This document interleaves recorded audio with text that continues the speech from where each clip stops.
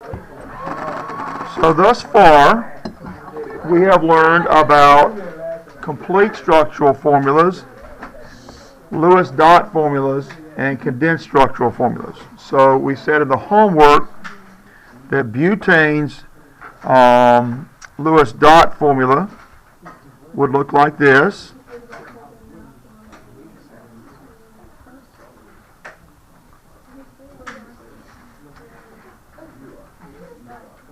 You know, not only are you hurting yourself as far as understanding when you talk, when I'm demonstrating and showing things, how to do things and such, but it's just plain rude.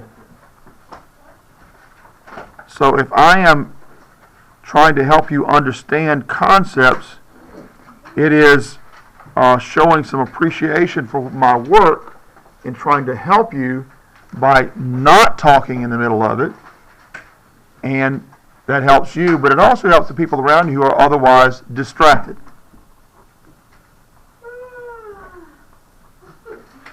You doing the same when we do our homework? That's what I said. Okay. So this is a structural formula. This is a structural formula you already know, and then this is the last of the structural formulas that you should already know. Okay. Now these first two go by two different, well, the first one doesn't go by two different names. We're going to call this a Lewis dot formula.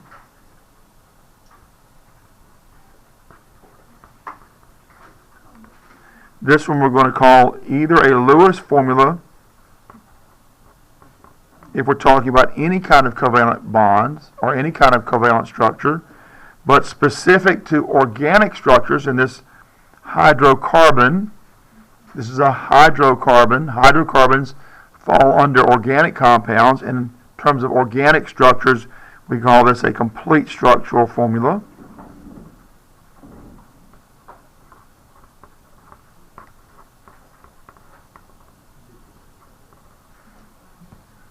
And then this is called, in terms of organic compounds again, this is called a condensed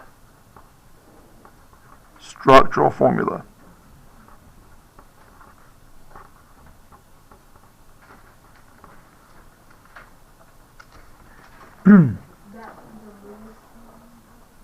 This is Lewis formula. Lewis formula is something we use for any kind of covalent compound. But if we're specifically talking about organic compounds, and these hydrocarbons are organic compounds, then in that context, the context of organic chemistry, we call it a complete structural formula. Now there are lots of different kinds of complete structural formulas. But the only complete structural formula that we learned in this class is this one. Okay? Now, in addition to these three structural formulas, there's one more. And the reason we use this last one is organic chemical structures become so large and so complex that if you don't find ways to simplify them, you can't make sense out of it. Okay? And so organic chemists have recognized certain patterns. They notice that if I have a carbon-hydrogen grouping here, any carbon on the end of a chain always has 3 hydrogens. And any carbon, if I've got nothing but single bonds anyway, any carbon in the middle of a chain just has 2 hydrogens. And every carbon, regardless of all this, has to have 4 bonds. Because a carbon, remember, has 4 valence electrons. So to get 4 more electrons to have a full valence, it needs 4 bonds. Okay? So knowing this, organic chemists have come up with a simplified structural formula where the location or the number of hydrogens is inferred, not specifically written. And in fact, carbons themselves are not specifically written. You have to know the carbon is there because a carbon exists at the end of any line or at any corner. Okay? So a structural formula called a skeletal formula for this chemical would look like this. So that At the end of any line, there's a carbon and 3 hydrogens. And at the corner here, there's a carbon and 2 hydrogens. All this skeletal formula shows is the bonds between the carbons. It can be in any shape that meets those criteria. Can you say that again? Can I finish answering her question first? Oh, yeah. Okay? It can be in any shape that it meets the criteria. You have a straight line showing bonds between carbons, carbons at corners or ends of lines. Okay? And so I could do it like this. Or I could do it like that.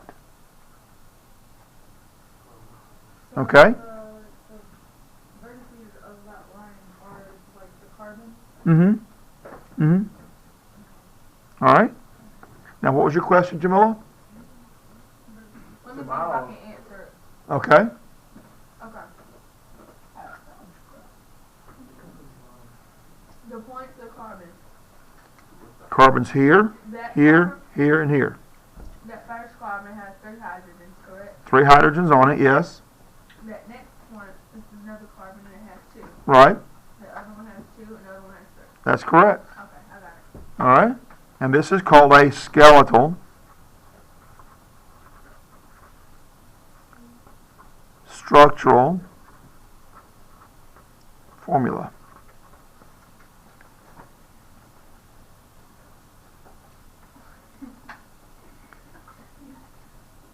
So when you see a skeletal structural formula, you have to imply, or infer rather, the number of carbons.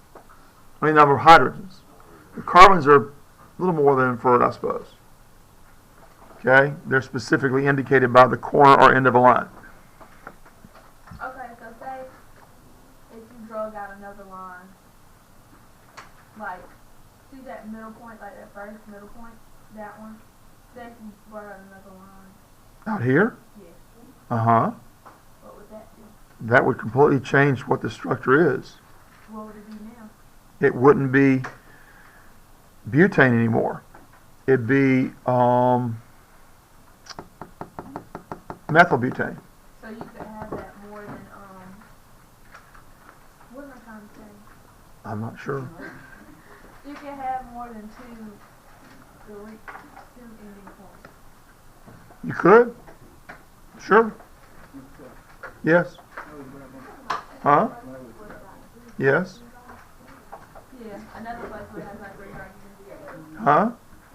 Another place where it has like 3 hydrogens. 3 hydrogens on the end of each of these lines, just like I have 3 hydrogens up here Yeah, and 3 there could be hydrogens. another place where you have, Oh, if I drew a line up here? yeah. And if I did that, this carbon would only have 1 hydrogen then. Each carbon needs 4 bonds. If I show a bond up here, then I just need 1 more hydrogen to finish it. But we don't get into that. And here, in this class, at this time, we're just doing very straightforward, in fact, they're called straight chain hydrocarbons. Okay? All right. While we're on the subject of different kinds of formulas, before I completely leave that, let me tell you about some other formulas, okay? If I write a formula that just shows the number of carbons and hydrogens, like this, C4H, let's see, 1, 2, 3, 4, 5, 7, 8, 9, 10. This is a molecular formula.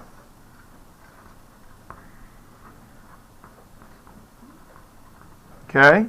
It doesn't show how the carbons are attached to each other. It only shows what the number of carbons and hydrogens are in this formula. That's a molecular formula. And you can have more than one structure that has this molecular formula. Okay? Without being too complex about it and trying to show you examples of it and confusing anybody in so doing, just take my word for it. I can draw more than one chemical structure that has this molecular formula. That's why we need structural formulas, because the molecular formula doesn't tell us the structure. Okay? All right. If I take the simplest whole number ratio of this formula, Okay, so I can divide this by 2 and that by 2. What do you call that? Greatest common multiple? Common factor? Okay. And I simplify it by that fashion. C2H5. Then I get what's called an empirical formula. Are we gonna have to do this on the test? Sure. So you gonna like give us that that bro. What's the name of bromine? Butane, you mean? Butane. Okay. So you gonna give us like a name like butane? I could. Tell us. Or I could give you the structure and tell you to name it. Yeah. Okay. All right. I want to kind of just detour just a little bit for this next formula because it really deals more with other kinds of structures than covalent molecules. Okay? But I want to remind you about a little simple sort of at your desk lab we did where we looked at the structure of table salt using a microviewer. You remember looking at that? Yeah. And when you looked at those really, really closely, what did they look like? Little cubes. Little cubes, most of them. They might have been deformed, some of them, but most of them had a cubic appearance, okay? In this cube were millions, literally millions of sodiums and chlorines, and they were all bonded, linked together, okay? All bonded together. So if I were to take that cube of salt and write a real molecular sort of formula, it's not a molecule, I would have something that looked like this.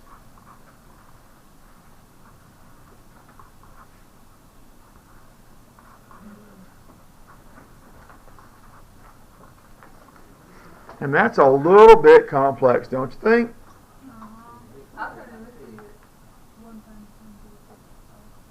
Okay? Why would you do that? To show all the sodiums and all the chlorines in that little cube of salt. Of course, it might not be 1 times 10 to the 6th. It might be 1.0537 times 10 to the 5th or something, okay? It can really get even more complex. But what we really care about in chemistry is the actual ratio in a compound like this. In an organic compound like this, we care about the ratio. This is a simplest whole number ratio.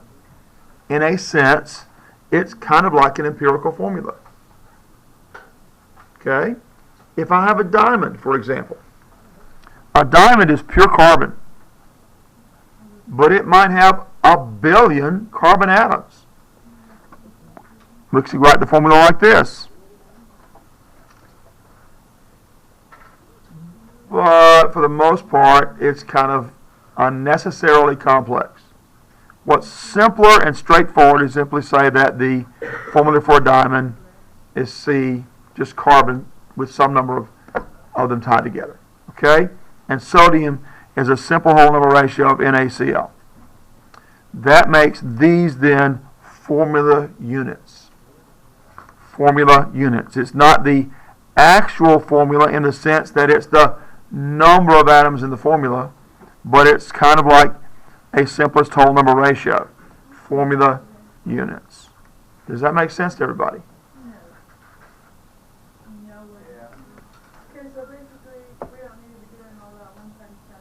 You got it. You don't need to be doing all this because most of the time it just does not matter to us that there are 1 billion or some other fraction of 1 billion sodiums and chlorines. What we care about is the ratio between sodium and chlorine. So this is the formula unit for this compound. So that was just kind of irrelevant. No, it's not irrelevant. It's trying to show you why we need to call it a formula unit. It's not the actual formula in the sense that it tells us the actual number of sodiums and chlorines all bonded together. We're not showing that. We're saying that's a formula unit or a simplest whole number ratio for these ionic compounds or these crystal compounds. These are crystal. Most of the time, formula units refer to crystals of some kind. Either an ionic crystal or a covalent crystal. We haven't even talked about covalent crystals yet. Okay? Diamonds are covalent crystals. Glass can be a covalent crystal. Okay?